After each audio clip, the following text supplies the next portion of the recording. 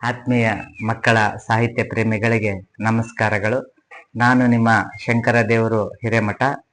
ಮಕ್ಕಳ ಸಾಹಿತ್ಯ ಕೃತಿ ಅವಲೋಕನ ಸರಣಿಗೆ ನಿಮಗೆಲ್ಲರಿಗೂ ಸಹ ಪ್ರೀತಿಪೂರ್ವಕವಾದ ಸ್ವಾಗತವನ್ನು ಬಯಸ್ತಾ, ಇವತ್ತು ಮಕ್ಕಳ ಸಾಹಿತ್ಯ ಕೃತಿಗಳ ಅವಲೋಕನ ಸರಣಿಯಲ್ಲಿ 30 ಮೇ 2026 ಶನಿವಾರದಂದು ಸರಣಿ 73ರ ಕೃತಿಯ ಪರಿಚಯ ಮಾಡಲಿದ್ದೇನೆ. 73ನೇ ಕೃತಿ BS ಜಗಾಪುರ ಅವರು ಬರೆದಿರುವಂತಹ ಅಮ್ಮ ಏಳು ಅನ್ನುವಂತ ಶಿಶುಪ್ರಾಸಗಳ ಸಂಕಲನದ ಪರಿಚಯವನ್ನ ಇವತ್ತು ನಾನು ಮಾಡಲಿದ್ದೇನೆ. ಶ್ರೀ BS ಜಗಾಪುರ್ ಅವರು ಶಿಕ್ಷಕರಾಗಿ, ಸಾಹಿತಿಗಳಾಗಿ ಹಲವಾರು ಸಾಹಿತ್ಯ ಕೃತಿಗಳನ್ನ ರಚಿಸಿದ್ದಾರೆ. ತಮ್ಮದೇ ಆದ ಸಾಹಿತ್ಯ ರಚನೆಯ ಮೂಲಕ ಮಕ್ಕಳ ಸಾಹಿತ್ಯ ವಲಯದಲ್ಲಿ ಹೆಸರನ್ನು ಮಾಡಿರುವಂತ BS ಜಗಾಪುರ್ ಅವರು ರಚಿಸಿರುವಂತ ಈ ಕೃತಿಯಲ್ಲಿ ಹಲವಾರು ಶಿಶುಪ್ರಾಸಗಳನ್ನ ಇವತ್ತು ನಾನು ಕೆಲವೊಂದನ್ನ ನಾನು ವಾಚನ ಮಾಡಲಿದ್ದೇನೆ. ಹಾಗೆ ಇವರು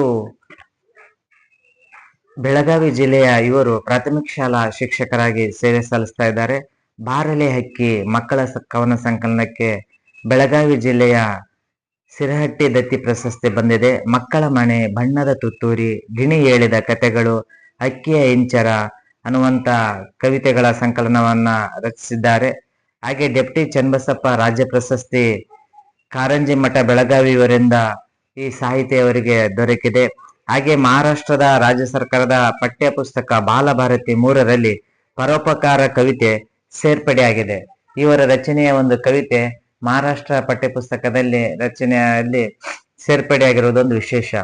BS ಜಗಾಪುರ್ ಅವರು ಅಮ್ಮ ಏಳು ಅನ್ನುವಂತ ಒಂದು ಸುಂದರವಾದ ಶಿಶುಪ್ರಾಸಗಳನ್ನ ಬರೆದಿದ್ದಾರೆ. ಹಾಗೆ ಸುಂದರವಾದ ಮುಖಪುಟ ವಿನ್ಯಾಸವನ್ನ ಒಳಗೊಂಡಂತೆ ಈ ಕೃತಿ ರಚನೆಯಾಗಿದೆ. ಇಲ್ಲಿರುವಂತ 130 ಶಿಶುಪ್ರಾಸಗಳನ್ನು ಒಳಗೊಂಡಿರುವಂತ ಈ ಶಿಶುಪ್ರಾಸ ಸಂಕಲನದಲ್ಲಿ ಆಯ್ದಂತ ಶಿಶುಪ್ರಾಸಗಳನ್ನ ನಾವು ಇವತ್ತು ನೋಡೋಣ. ಬುದ್ಧ ಅನ್ನುವಂಥದ್ದು. ಸತ್ಯ ಅಹಿಂಸೆಯ ಮಾರ್ಗದಲ್ಲಿ ನಡೆದ ಗೌತಮ ಬುದ್ಧ ಜನರ ದುಃಖ ದೂರ ಮಾಡಿ ಎಲ್ಲರ ಮನವ ಗೆದ್ದ. ಗಣಪ. ಹುಗ್ಗಿಯ ಹೋಳಿಗೆ ಉಣ್ಣುತ್ತ ನಡೆದ ಗಣಪತಿ ಬಂದ ಮನೆ ಮನೆಗೆ, ಬೆನ್ನ ಮೇಲೆ ಒತ್ತು ನಡೆದು ಸಾಕು ಸಾಕಾಯ್ತು ಇಲ್ಲಿಗೆ. ಬಸವೇಶ್ವರ. ಮೇಲು ಕೀಳು ಭಾವ ಕಳೆದು ಎಲ್ಲರೊಂದೇ ಎಂದರು, ದೈವೇ ಧರ್ಮದ ಮೂಲವೆಂದು ಸಾರಿದರು ಬಸವೇಶ್ವರರು.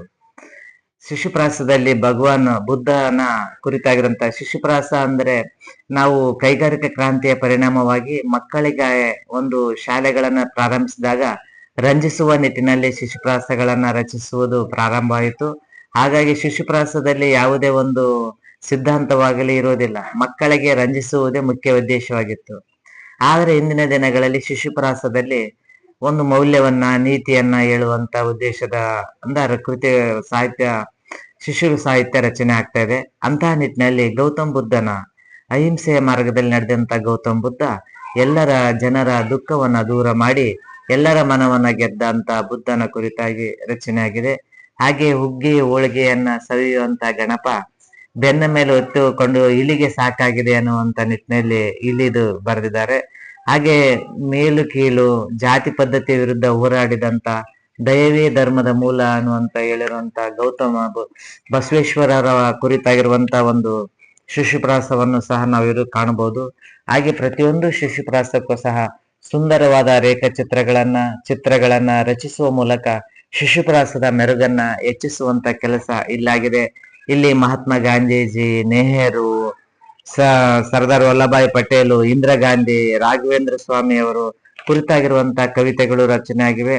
ಹಾಗೆ ಶಿಶುಪ್ರಾಸಗಳು ಮಕ್ಕಳಿಗೆ ಇಷ್ಟವಾಗುವಂತಹ ಪ್ರಾಣಿಗಳು, ಪಕ್ಷಿಗಳ, ನಾಯಿ, ಇಲಿ, ಕರಡಿ, ಅವುಗಳ ಮೇಲೂ ಸಹ ಶಿಶುಪ್ರಾಸಗಳ ರಚನೆ ಆಗಿವೆ. ಇನ್ನು ಮಲ್ಲಿಗೆ ಅನ್ನುವಂಥದ್ದು. ಹೂವಿನಂತ ಮೊಗದವಳು ನನ್ನ ತಂಗಿ ಮಲ್ಲಿಗೆ, ಎಲ್ಲರ ಮನ ಅರಳಿಸುವುದು ಅವಳ ತುಂಟ ಹೂನಗೆ. ಗೆಜ್ಜೆ. ನನ್ನ ತಂಗಿ ಆಕೆ ಕುಣಿದಳು ಕಾಲ್ಗಡ ಗೆಜ್ಜೆ, ಗಿಲ್ ಗಿಲ್ ನಾದ ಒಮ್ಮಿತು ಹಾಕುತ್ತಿರಲು ಹೆಜ್ಜೆ. ಗುರು. ಜ್ಞಾನ ನಿಧಿ ಗಳಿಸಲು ನಮಗೆ ಬೇಕು ಗುರು, ಧೈರ್ಯದಿಂದ ನಡೆಯಲು ಆಗುವುದು ಸುರು.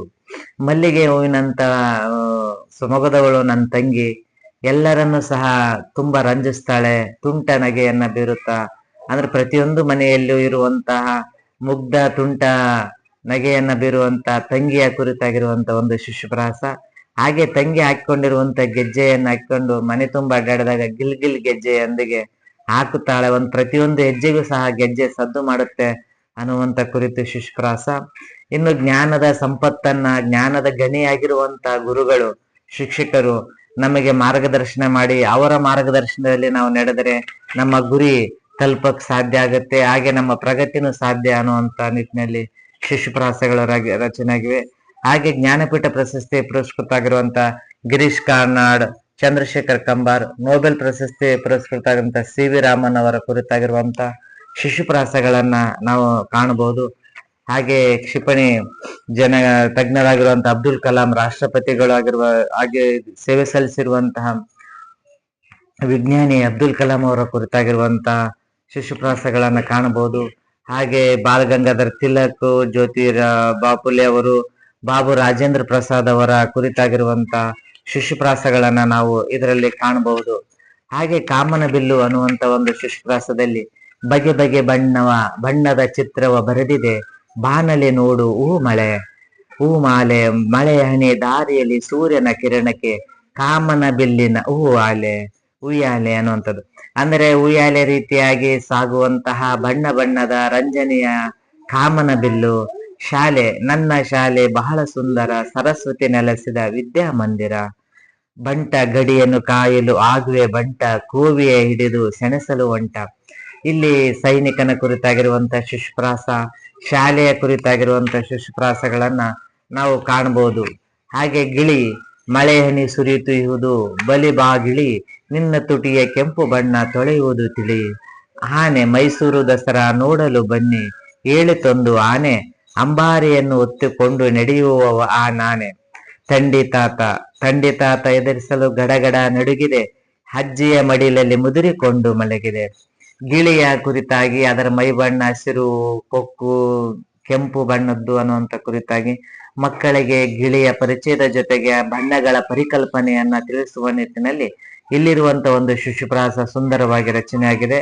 ಹಾಗೆ ಮೈಸೂರು ದಸರಾದ ಕುರಿತಾಗಿ ಆನೆ ಹೊತ್ತು ನಡೆಯುವಂತ ಅಂಬಾರಿ ಹಾಗೂ ಅಂಬಾರಿಯನ್ನು ಹೊತ್ತುಕೊಂಡು ನಡೆಯುವಂತ ರಾಜಮಾರ್ಗದ ಕುರಿತಾಗಿ ಶಿಶುಪ್ರಾಸ ರಚನೆಯಾಗಿದೆ.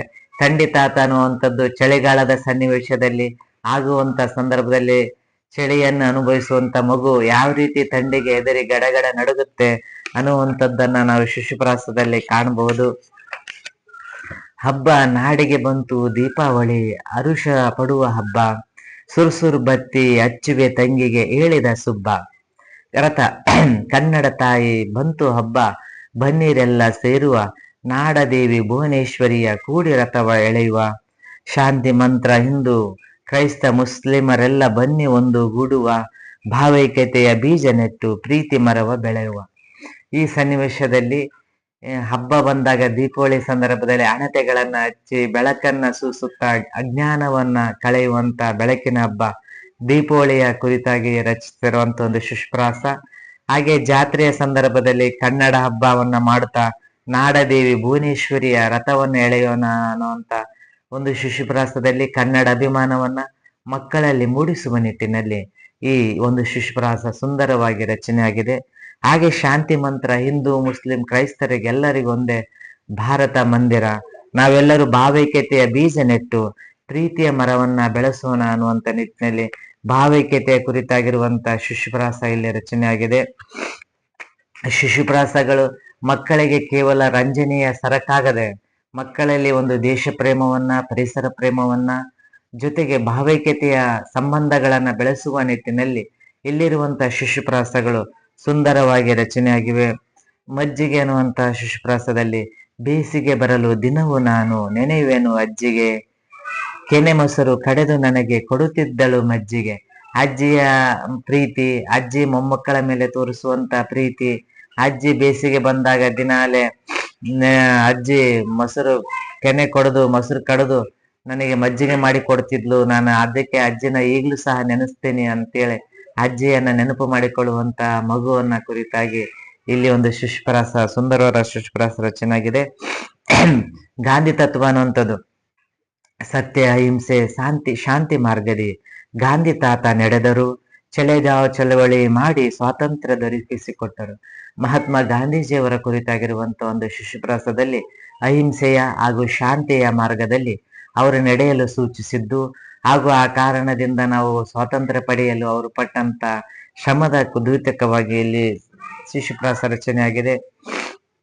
ಬಸವಣ್ಣಪ್ಪ ಶಿವರಾಯಪ್ಪ ಜಗಾಪುರ್ ಅವರು ಬರೆದಿರುವಂತ BS ಜಗಾಪುರ್ ಅವರು ಬರೆದಿರುವಂತ ಅಮ್ಮ ಏಳು ಶಿಶುಪ್ರಾಸ ಸಂಕಲನದಲ್ಲಿರುವಂತ 130 ಶಿಶುಪ್ರಾಸಗಳು ಸಹ ಮಕ್ಕಳನ್ನ ಕೇಂದ್ರೀಕೃತವಾಗಿ, ಮಕ್ಕಳೇ ಕೇಂದ್ರ ಬಿಂದುವಾಗಿ ರಚಿತವಾಗಿರುವಂತ ಈ ಶಿಶುಪ್ರಾಸ ಸಂಕಲನದಲ್ಲಿ ಅವರು ಒಂದು ಕಾವ್ಯ ಶಕ್ತಿಯನ್ನ, ಕಾವ್ಯ ಪ್ರೌಢಿಮೆಯನ್ನ ಮಕ್ಕಳ ಮಟ್ಟಕ್ಕೆ, ಮಕ್ಕಳಿಗಾಗಿನೇ ರಚಿಸಿರುವಂತ ಶಿಶುಪ್ರಾಸದ ಮೂಲಕ ಮಕ್ಕಳಿಗೆ ಅಗತ್ಯವಾಗಿರುವಂತ ಶಿಶುಪ್ರಾಸಗಳನ್ನ ರಚಿಸುವಲ್ಲಿ ಅವರು ಯಶಸ್ವಿಯಾಗಿದ್ದಾರೆ. ಈ ಶಿಶುಪ್ರಾಸಗಳು ಮಕ್ಕಳನ್ನ ಮುಟ್ಟಿದಾಗ ಅವರ ಒಂದು ಕಾವ್ಯ ರಚನೆಗೆ ಯಶಸ್ಸು ಸಿಗಕ್ಕೆ ಸಾಧ್ಯ ಆಗುತ್ತೆ. ಹಾಗಾಗಿ ಆತ್ಮೀಯ ಸಾಹಿತ್ಯ ಪ್ರೇಮಿಗಳೇ, ಮಕ್ಕಳ ಸಾಹಿತ್ಯ ಕೃತಿಗಳನ್ನ ಓದುವ ಮೂಲಕ, ಮಕ್ಕಳಿಗೆ ಮಕ್ಕಳ ಸಾಹಿತ್ಯ ಕೃತಿಗಳನ್ನ ನೀಡುವ ಮೂಲಕ ಅವರನ್ನ ಮೊಬೈಲಿನಿಂದ, ಟಿವಿಯಿಂದ ದೂರ ತಂದು ಮಕ್ಕಳ ಸಾಹಿತ್ಯದ ಓದುಗರನ್ನಾಗಿ ಮಾಡುವ ನಿಟ್ಟಿನಲ್ಲಿ ಪಾಲಕರು ಹಾಗೂ ಶಿಕ್ಷಕರು ವಿಶೇಷವಾದ ಸಂದರ್ಭದಲ್ಲಿ ಮಕ್ಕಳಿಗೆ ಪುಸ್ತಕಗಳನ್ನ ಉಡುಗೊರೆಯಾಗಿ ನೀಡುವ ಮೂಲಕ, ಶಾಲಾ ವಾರ್ಷಿಕೋತ್ಸವ ಹಾಗೂ ಹುಟ್ಟುಹಬ್ಬದ ಸಂದರ್ಭಗಳಲ್ಲಿ ಮಕ್ಕಳಿಗೆ ಪುಸ್ತಕಗಳನ್ನ ಉಡುಗೊರೆಯಾಗಿ ನೀಡುವ ಮೂಲಕ ಅವರಲ್ಲಿ ಪುಸ್ತಕಗಳನ್ನ ಓದುವ ಅಭಿರುಚಿಯನ್ನ ಹೆಚ್ಚಿಸುವ ನಿಟ್ಟಿನಲ್ಲಿ ನಿಮ್ಮೆಲ್ಲರ ಒಂದು ಸಹಕಾರ ತುಂಬಾ ಅಗತ್ಯವಾಗಿದೆ. ಇವತ್ತಿನ ದಿನ 73ನೇ ಸಾಹಿತ್ಯ ಕೃತಿಯ ಪರಿಚಯವನ್ನ ಮಾಡ್ತಾ, ಮಕ್ಕಳ ಸಾಹಿತ್ಯ ಕೃತಿಗಳ ಪರಿಚಯಕ್ಕೆ ನೀವೆಲ್ಲ ತೋರುತ್ತಿರುವಂತ ಪ್ರೀತಿ, ವಿಶ್ವಾಸಕ್ಕೆ ಹಾಗೂ ಅಭಿಮಾನದ ಮಾತುಗಳಿಗೆ ಧನ್ಯವಾದಗಳನ್ನ ಹೇಳ್ತಾ, 73ನೇ ಸಾಹಿತ್ಯ ಕೃತಿಯ ಪರಿಚಯದೊಂದಿಗೆ ಇವತ್ತಿನ ಕೃತಿ ಪರಿಚಯ ಕಾರ್ಯಕ್ರಮವನ್ನು ಮುಗಿಸ್ತಾ ಇದ್ದೇನೆ. ಮುಂದಿನ ಕೃತಿ ಪರಿಚಯದೊಂದಿಗೆ ನಾಳೆ ದಿನ ಮತ್ತೆ ಭೇಟಿ ಆಗ್ತೇನೆ. ಅಲ್ಲಿವರೆಗೂ ಧನ್ಯವಾದಗಳು.